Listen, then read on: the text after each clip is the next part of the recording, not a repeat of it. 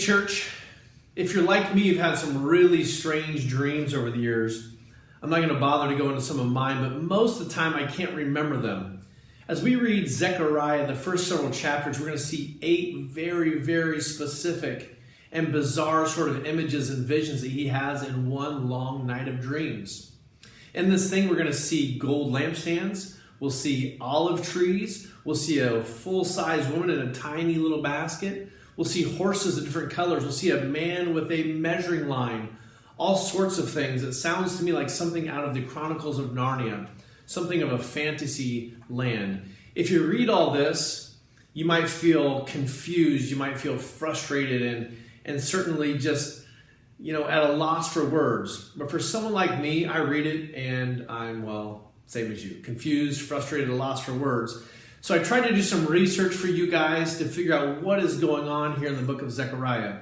First thing that's worth mentioning is the literary feature in which these 8 different visions are formed. It's what they call a chiastic structure, a sort of a mirroring image. And so we have these visions. We have an A, a B, and then C, C, B, B, A. So it mirrors each other. The first and the 8th match, the second and the 7th, the third and the 6th, and then right here at the center, we have these visions, number 4 and 5. I'm going to try to show you just at a 30,000 foot level, the big picture as this story unfolds. I think when we have that context, it's going to make a lot more sense. Zechariah 1, we're going to look real quick at these 8 visions of Zechariah and see if we can see the theme, the thread that runs throughout the whole story. We'll see verse 8, it talks about these horses. We got a red horse and brown horses and white horses. But then later on the way, we see a little bit more of the theme. Verse 12, the angel of the Lord said, Lord Almighty, how long will you withhold mercy from Jerusalem, from the towns of Judah, which you've been angry with these 70 years?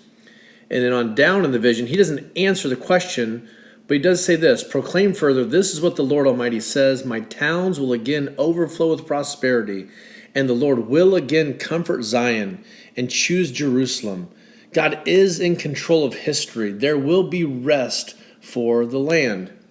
Then we get to this next vision, the second one, in verse 20 and following. Then the Lord showed me 4 craftsmen. I asked, what are these coming to do?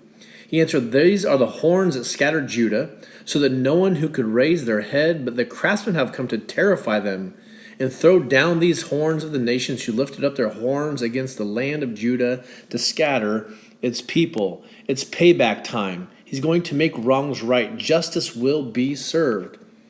Then we get to vision 3, this man with a measuring line. In verses 10 and following, shout and be glad, daughter Zion, for I am coming. I will live among you, declares the Lord. Many nations will be joined with the Lord in that day and will become my people. I will live among you, and you will know that the Lord Almighty has sent me to you. The Lord will inherit Judah as his portion in the Holy Land and will again choose Jerusalem. Be still before the Lord, all mankind, because he has roused himself from his holy dwelling. Be still. Wait, God's got this. He's on the move. The next vision we see, this is now at the heart of this chiastic structure.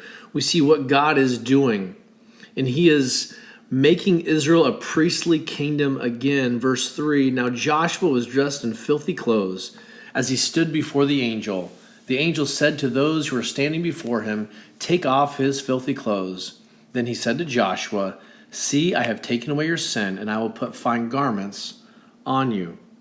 In the next chapter and the next vision, we see this center, the heart of this chiasm, this mirror, as he speaks again about Israel becoming a priestly nation. Verse 6, so he said to me, this is the word of the Lord to Zerubbabel, not by might nor by power, but by my spirit, says the Lord Almighty.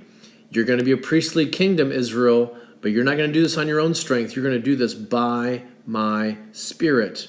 And in verse 12 and following, again I asked him, what are these 2 olive branches beside the 2 gold pipes that pour out golden oil? He replied, do you not know what these are? No, my Lord, I said. So he said, these are the 2 who are anointed to serve the Lord of all the earth. And these two are Joshua the high priest, who we saw in the previous vision, and Zerubbabel, one from the holy line of David. As we move from the center in vision 6, we see that these lawbreakers will be purged from Israel. He talks about this flying scroll. He asks, what do you see? I see a flying scroll, 20 cubits long and 10 cubits wide. This was massive. It had writing on both sides, like the tablets of the 10 Commandments. It was the law that was holding people to the fire, that anyone who broke these laws would be banished. Later, vision 7, we're almost there, we see this whole sinful system being removed from the land as evil is banished.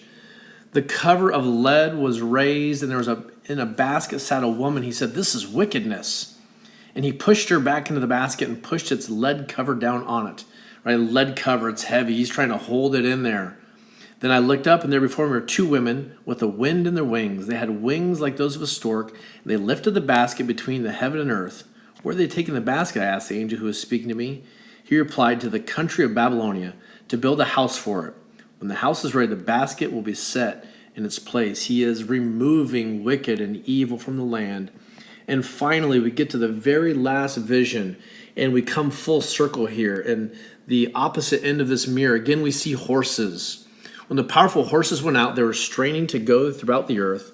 And he said, go throughout the earth. So they went throughout the earth. Then he called to me, look, those going toward the north country have given my spirit rest in the land of the north.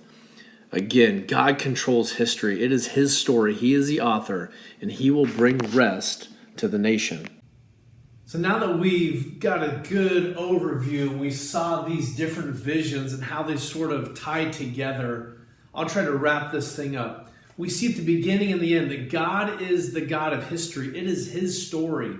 He's writing it. He's in charge of these things. We don't always know the times, the dates, and how it's going to go down, but we do see that God desires for his nation, for his people, to purge out evil. He will do justice. He will make things right.